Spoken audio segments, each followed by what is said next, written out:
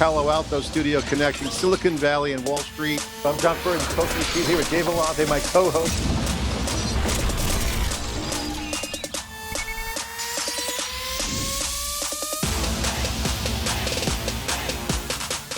Welcome back to the CUBE studio here at the New York Stock Exchange. I'm Gemma Allen with NYSE Wired's Crypto Trailblazers, and joining me now for a conversation on the world of AI and the legal industry is Teresa Goody Guille, founder of Bellementis PLLC, and also CEO and founder of SophieLex. Welcome, Teresa. Thank you. Thank you so much for having me. I think the lower thirds for you is a mouthful because you have had a lot going on this last year, right? You've essentially founded two companies at the same time, both of which are somewhat of a synergy for the other.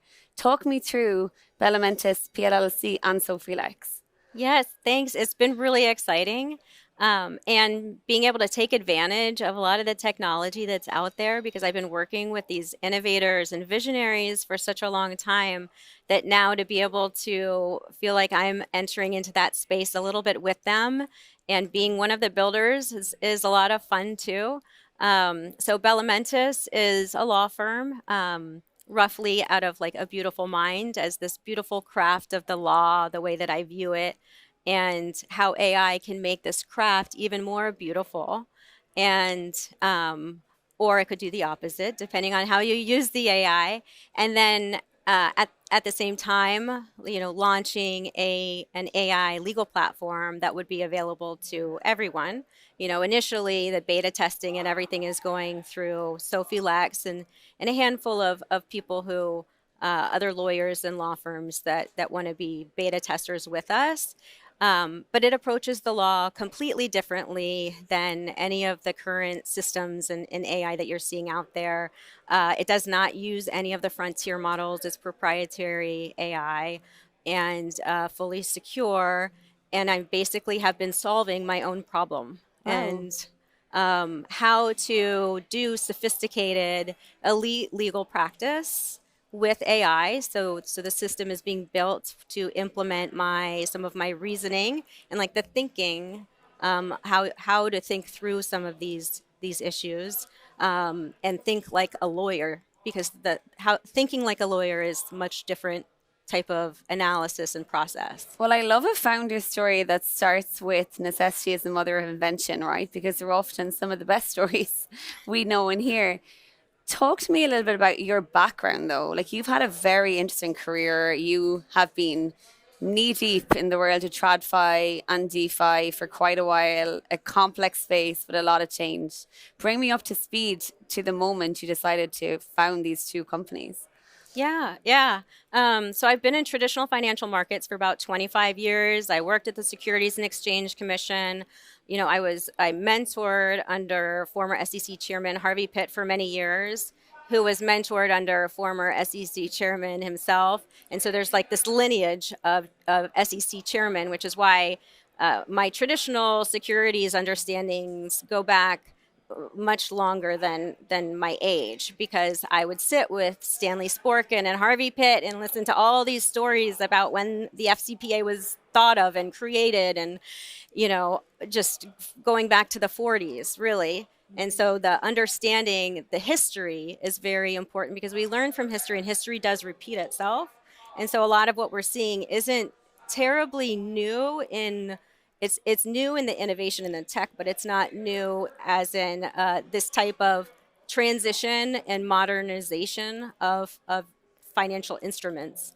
And then while I was doing that, I was his chief operating officer and managing director. I went and I got an MBA as well. Wow. And then I decided I wanted to launch my first law firm. So I did that. And my first transaction was a swaps transaction with the underlying asset being a digital asset in 2015. And so no swaps regime, and nobody could figure out if it was a commodity or a security. And so I solved that by having it an index that was broad-based, and so there was some regulatory certainty. So, I'm generally good at accomplishing whatever the goal is of a client. We might have to take a different path. Wow. So, and then, Teresa, yeah. you have certainly been a busy woman, that's for sure. And you're about to get a lot busier based on, you know, these two companies you've founded. But let's talk for a second about a comment you made there around, you know, actually when we really boil things down, this is just the next wave of progress, right? The next generation of technology and financial markets. Because I guess when we think about the crypto space, there is this narrative that it's highly disruptive, that it's somewhat, you know, eclectic, right? That it's a little bit peripheral. And it is quite new. And we see folks like Jamie Dimon have very strong opinions on it, for example, right? And those opinions carry a lot of weight. It's an interesting regulatory time in the space. There was a lot of promise, especially around the Clarity Act and others. And we haven't really seen the progress yet. I mean, there's a lot of hope we will this summer. What are your thoughts? Like, you know, where do you think that breakdown in truth versus narrative happens a little bit when we think about the world of DeFi? Mm-hmm. Yeah, well, I think there's still some disconnect between traditional financial market participants and crypto market participants. And, you know, they have a lot to learn from each other. And that's why working in this space and having such depth of understanding of the law, but also the technology and how these things actually function is so important. And I think there's also fear when you have like a traditional system and there's so much built around it. The idea of changing that, you know, can be scary and change can be difficult. But just with every industrial, you know, every revolution that we've gone through, you know, there's been advancements, and we have the same thing here with crypto. And I think crypto can learn from history to see how to, you know, not repeat that with DeFi, the necessity of having transparency into like margin and leverage. This is a repeat of what we saw in the 20s with trusts, with commodity trusts. And so we can learn those lessons, but crypto offers so much because it's building out trust. So it's trust in a new way that we don't have in traditional financial markets, which makes it a lot more efficient and a lot more cost effective, particularly for retail investors, but also for institutional investors as well. And it can flatten the entire system. And so that transparency, that truth, a lot of it takes out the need for the intermediary and the middle person, which can be scary. But it also, I mean, it offers the ability to do that, which has so many more benefits than having that an unnecessary intermediary. And so right now what we're seeing is people are doing both. So as we're trying to flatten and take out the intermediaries, then they're doing the intermediary process still in the back end. So it's like continuing to do the paper, even though it's not really necessary, just to belt and suspenders for a while to make sure that the crypto and the digital aspect is working properly. So you must have worked across a couple of very interesting clients, you know, and matters over the last decade or so in the crypto space. And absolutely, there's learnings I think that we can take and best practices that can be applied. For those companies or clients of yours that you feel are kind of getting things right? Like what does that look like? Does it involve more paperwork, more administration, better communication, more engagement? Like where do you see the disconnect versus the best practices? Yeah, those clients are generally willing to look at it from a much less myopic view. You know, I think oftentimes what happens is the business people come up with something that they think makes sense. They give it to lawyers, and then the lawyers just review what they're given, and their comments are really more grammatical and only based on what it is that they're seeing. But those clients who will work with me to say, let's step back and let's look at this entire structure. Does this make sense? Like, is this the right structure for this market, this product? And what are the goals, and then find the most efficient way or the most effective way to accomplish that goal.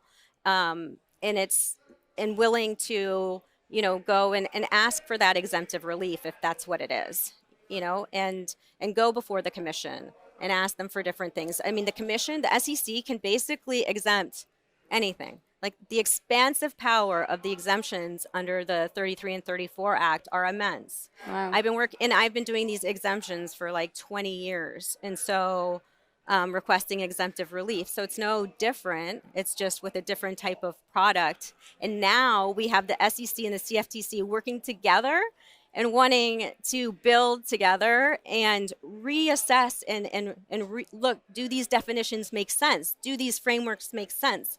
Which is exactly that. That's the exact same approach that, that my clients generally take, in working with me, because I'm not going to be as myopic in just reviewing a contract when the contract makes no sense for the structure. When we think about the application of the law to the world of crypto, right, I think it has had somewhat of a challenge because it's obviously, a lot of folks know of it through like FTX and Sam Bankman-Fried, and like that created somewhat of a messaging problem too, right?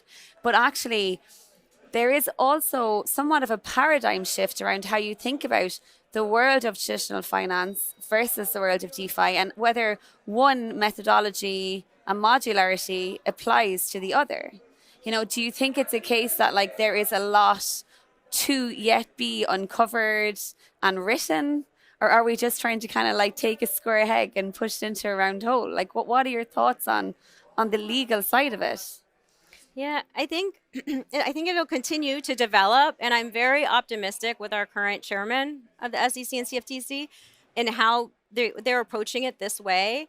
And I think because they are seeing exactly and asking those right questions with the swaps and security-based swaps right now. And I think it's even broader than that if you kind of read between the lines of their recent requests for comments.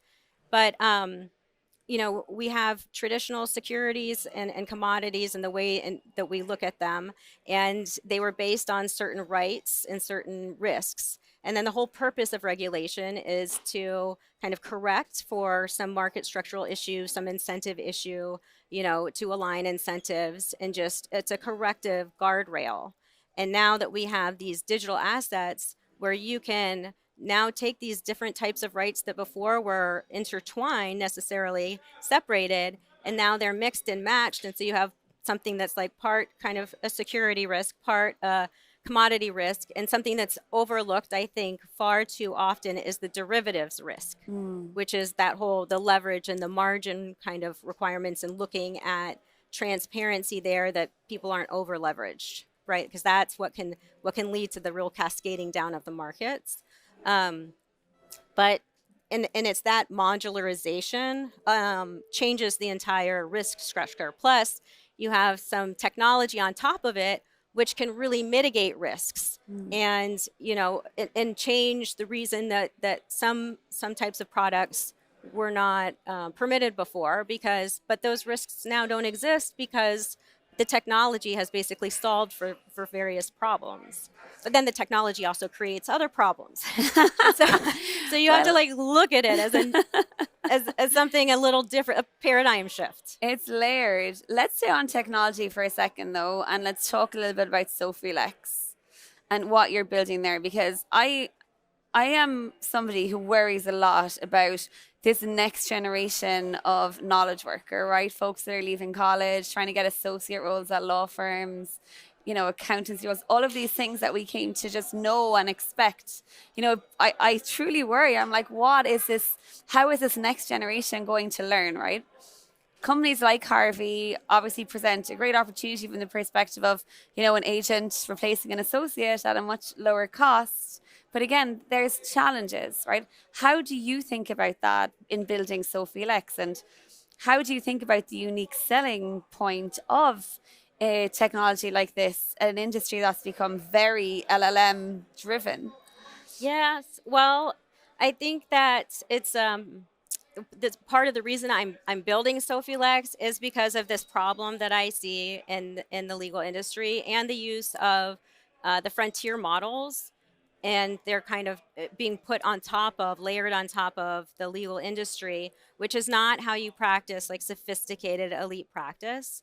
And so that's more, that's something for basically standardized things when you're trying to find kind of like, what does everybody else do, right? But when you're doing more of a sophisticated practice, like this vector predictive model is not effective. And so it's I think it's a false sense of confidence in that what the models actually do, and they're over relied on in a way that leads to, you know, not the best solutions for clients. So I've seen the quality of lawyering significantly diminish, just by lawyers who don't know how to properly use it. And, you know, the people who are starting a lot of these firms are more tech, and they're very, very brilliant, talented at tech. But it's a sophisticated, elite legal practice. There's not a ton of people who do that, right? So give me an example of how you use SophieLex in the Bellementis. Like, are you using it for very unique types of discovery? Are you using it to, you know, create documents? To, like, give me an example of something that is more niche, but obviously very applicable to a technology like that. Yeah, it's the more of like it's the entire process, really. So it's from soup to nuts. It's completely different than anything that's currently on the market, because it's literally creating fixing my problems, which are not just my problems and other people's problems too, like other lawyers. But um, you like you were saying, the need, right, after working 48 hours straight repeatedly over and over again, there has to be a better way, and there is. And so, you know, SophieLex is different in that I am fixing like a lot of these problems, and it's implementing my reasoning into it. And So is it so, like a digital twin of you? Like, is that a fair way to categorize it? no, there's a component of that. And so that's being developed where each lawyer will be able to have something like that that's more specific to them, and they own that IP. But then it's the entire system that's being built. So we're starting first with more of the workflow management, and just saving on administrative costs. Like, since I started SophieLex, my administrative burden is like significantly diminished because of the automation and the use of AI. And they're open source models, so they're local. I built an LLM on my computer, and so it's like a local one, and Wow. so it can use these kinds of things. I vibe code too, but you know, I have engineers who do more, who have developed it further. But Wow. and so it's that automation and the use of AI in a very kind of specific way that's more useful for a lawyer, that is enables me to automate things and make sure that nothing falls through the cracks. And so the workflows, I mean, I've been doing this for 25 years, and I do litigation investigations and corporate work, so I get like both sides of that and how those different workflows need to work. And I've managed, you know, tens of millions of dollars of business at the same time. And so it's very, you need workflow systems for that to work, to function properly. That fully understand you and your context, right? Your persona and your context too, which is so important. Yeah, Yeah. yeah. But And it's, then the system I'm so excited for too, because as we're building that, like we're fundraising and everything that to build that out, um, is the entire law firm. And I know it seems like a big undertaking because it's an entire vertical of the legal market, but and that's where, you know, all of the lawyers use this, I call it a neuromentis system, and because it's like how it all flows through the common like brain system. Um, and it's you know, highly agentic with specific different types of proprietary agents in the proprietary database. You know, I'm working with the founder of Ancestry.com, Paul Allen, is a partner with me for building this most comprehensive legal database, wow. so that we have that also, that legal database. Well, Teresa, it certainly sounds like a very exciting time, and I'm going to be honest, a tiring time too for you. Um, but you know, it's wonderful to see this, and also, like I said, to see somebody actually take a problem and create a business solution from it, right? Which might have mass application.